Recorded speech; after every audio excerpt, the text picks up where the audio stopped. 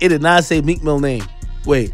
Oh, hold up. Never mind. Wait, what the fuck? Mr. Combs informed Mr. Jones that he had engaged in sexual intercourse with a rapper. That's redacted. He's a Philadelphia rapper who dated Nicki Minaj. Yo, Meek, you've been tweeting about everything on planet Earth. If you don't get a Twitter rant saying you about to get Lil Rod killed, you about to shoot up his block, blow his mama's house up, this nigga is saying that you and Diddy were fornicating. What the fuck? Alors lorsque le document de Lil Rod a été dévoilé, où on apprend que Meek Mill s'est fait d'abat, apparemment, c'est pas sûr, mais s'est fait d'abat par Diddy, bon, on a tous été choqués, quoi. Il y a eu aussi cet audio où on l'entendrait en train de crier. Bon, selon moi, c'est faux, hein, je pense pas que les deux aient couché ensemble, encore que c'est possible, mais en tout cas, ce qui est clair, c'est que l'audio est faux.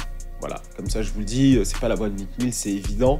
Mais comme je l'ai dit dans ma vidéo sur Diddy, on est sur une guerre médiatique et dans ces périodes-là où tout le monde est choqué, tu peux faire passer un maximum de choses fausses, entre guillemets, et les gens vont aller toujours plus loin, quoi. Et justement, DJ Akademiks, donc le média américain, a couvert de près donc l'affaire Diddy. D'ailleurs, je vous conseille d'aller voir ses vidéos, il est vraiment très bon, surtout en stream. Et donc ce dernier s'est permis de faire des blagues sur le fait que Meek Mill se soit fait potentiellement soulever par Diddy, en disant justement qu'il a l'habitude d'avoir une image street, et le fait d'apprendre comme ça qu'il s'est fait soulever par Diddy, ou alors le fait qu'un Lil Rod ait dit qu'il se soit fait soulever par Diddy, c'est un gros manque de respect. Donc quand t'es un mec de la rue comme lui, parce que c'est ça qu'il nous a vendu pendant toute sa carrière, eh bien c'est gênant d'avoir ce type d'allégation là. Donc il le dit, hey, si tu slides pas sur lui, t'es pas un vrai gars de la rue, etc., etc.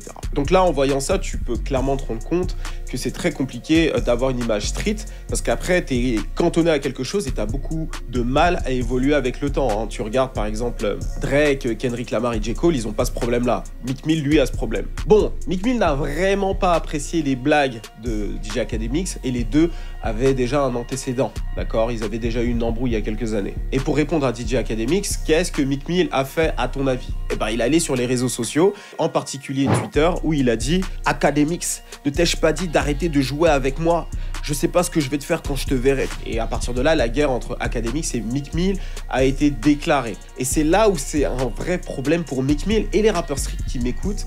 Écoutez bien tout ça parce que ça peut peut-être vous servir. En fait, le truc, c'est qu'un Meek Mill est cantonné à une image de rappeur street. Et en fait, cette image-là repose sur le fait que le public pense que tu es capable d'aller très loin dans la street. Donc, tu es capable d'aller jusqu'à tuer quelqu'un, quoi. Et en fait, quelqu'un comme DJ Akademiks, qui est en contact des artistes et qui a conscience que tout ça, c'est de l'entertainment, il a compris que Meek Mill a beaucoup de choses à perdre, d'accord, financièrement, sa liberté, sa famille, bref, tout ça. Et en plus de ça, Meek Mill n'est pas vraiment un mec de la rue, quoi, tu vois. Il a grandi dans le ghetto, effectivement, mais c'est pas un mec street qui va sortir son gun et tirer dessus. Comment il le sait? Bah, il a eu l'occasion d'échanger avec d'autres rappeurs street, notamment King Von, qui pour le coup, lui, est plus un mec de la rue qu'un rappeur, tu vois. King Von, c'est un mec qui a fait quelques bons sons, mais c'est pas un vrai rappeur, tu vois. Tu lui donnes un micro, tu lui dis freestyle pour moi, il sera pas freestylé. Par contre, c'est un mec de la rue. Et ce qui a fait sa popularité à lui, c'était justement son authenticité. Comme je te l'ai dit, nouvelle génération, génération Z, l'authenticité va primer à la musique. Et donc, sachant ça, il se dit, mais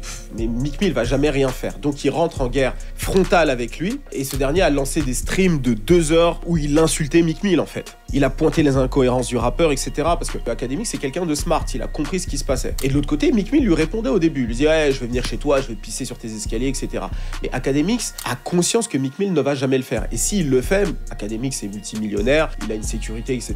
Il a le droit de se défendre dans certains cas, donc bref, il a de quoi faire, quoi, lui aussi. Et en fait, ce que Akademiks va faire, c'est que il va l'insulter tous les jours. Il va faire des streams d'1 heure, 2 heures, où il va réellement l'insulter. Et très honnêtement, il est très drôle, le Akademiks. Donc il a commencé à réellement humilier Meek Mill. Et Akademiks va aller encore plus loin. Il va interviewer tous les artistes de Philadelphie qui détestent Meek Mill. Et ils sont nombreux. Donc il va même montrer que sa crédibilité dans sa ville n'est plus. Et c'est ça le problème lorsque tu es un rappeur street. On va te mettre au pied du mur et on va te dire à un moment donné, écoute, voilà, j'ai fait le pire. Là, t'es obligé de faire quelque chose. Donc t'es obligé de venir le voir, t'es obligé de l'agresser ou quoi. Et en fait, Meek Mill ne va rien faire. Parce que il a conscience que si il va au bout de ses menaces, lui de son côté, il va pas forcément en sortir indemne. Et même s'il réussit à mettre en œuvre ses menaces, eh ben il va sûrement retourner en prison. Et cette fois-ci, s'il retourne en prison, je pense pas qu'il va faire 6 mois. Surtout pour ce qu'il compte faire à Akademiks. Donc pour un rappeur street, t'as perdu le soutien de ton quartier, t'as perdu ton audience et tu traînes avec des milliardaires pour qui tu fais des sauts de lapin.